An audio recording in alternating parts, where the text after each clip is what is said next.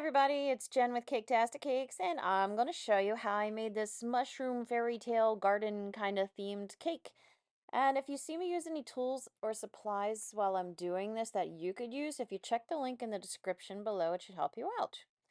Now to begin, I started with some 6-inch cakes. I made 3 of them, and I made them funfetti because it's more fun.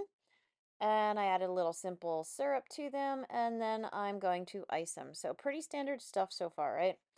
I've got my cake completely iced, and once it's all nice and smooth, I'm going to stick it in the refrigerator to let it set. Now I'm going to try to make the mousse for this cake. I didn't want to use coconut because I personally find it disgusting, and I didn't want to have to eat it because I was doing this for my friend's birthday. So what I'm trying to do here instead is graham crackers. So I took a bunch of graham crackers and I put them into a couple of plastic Ziploc baggies and I smashed them with my rolling pin, as you saw. And this is all just me trying. I tried mixing a little bit of food coloring. I had leaf green as well as jungle green food coloring, a gel food coloring. I mixed it with a tiny bit of water. I'm like, oh, this is going to be great. I'm just going to put a little couple drops in. I'm going to mix. It's going to just coat everything. La, la, la. No, not so much. As you can see, I had to add more, and it would just kind of like suck into a clump or absorb into a clump, and it didn't really spread out. So, I kept kind of working with it. So what I ended up doing was putting a lot of water, putting into a bowl, drizzling it all over, as you can see. And then it started to really change. I just had to really increase the volume, I guess, of how much food coloring I got. And it's a fine line. You got to add a little bit at a time, otherwise you're going to just saturate your graham cracker crumbs, and then you're left with a mess. But I think I got it pretty good because I got a pretty good ratio. I'm mixing it up with my hands, and it coated almost everything. It was not 100%. It didn't seem, I mean, unless I really went hardcore with it, I don't think I would have gotten more than that. So I mixed one bag with the Kelly green, one bag with the jungle green. I sifted it in my colander in order to get just the fine particles because those really had the color on them, and keep the bigger chunks out. And then I mixed them together to create a two-shaded graham cracker moss. And see, it's actually kind of pretty.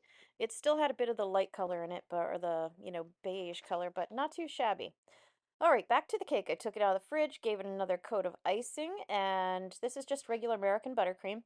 And to make it fancy, I use my small spatula. Spall is small spatula put together, and made some vertical stripes on the sides. And then I'm gonna spread some icing around the bottom and use my graham cracker crumbs to fill it in and make it stick. So yeah, that's what I did there. Now I'm piling some more of the crumbs on top, spreading them out nice and even with my spoon, trying to get a nice coating on the top without it spilling down the sides and then potentially sticking to the sides and making me sad, but it worked okay. Yeah. Now this is just some melted chocolate. This is white chocolate, the Candy Maker's chocolate. I melted it, I put it into a piping bag, and I'm making some very terrible looking fences. I'm doing it on parchment paper, so when it hardens, it'll just peel right off. And I made a couple different designs. And yeah, you can tell why I am not one of those amazing chocolatiers. My chocolate sculpture, skills are a little lacking.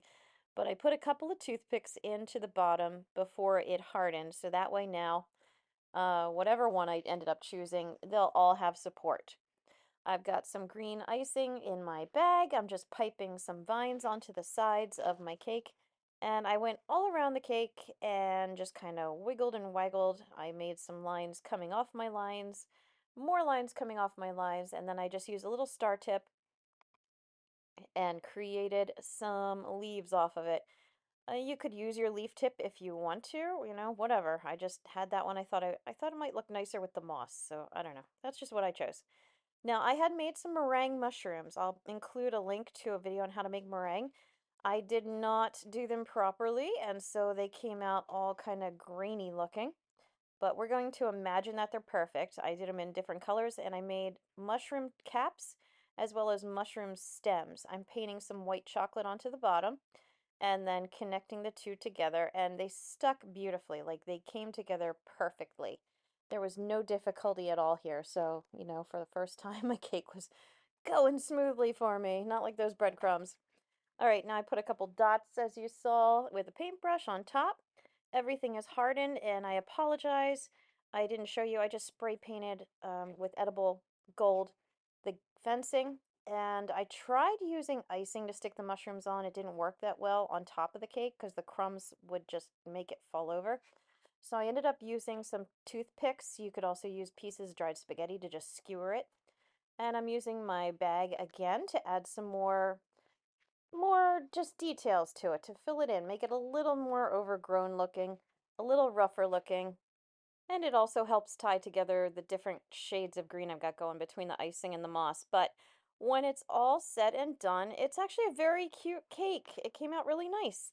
So I hope you found this video helpful. Please like and subscribe because it helps me out as well. And I'll be honest, I need help. So YouTube isn't the most forgiving sometimes.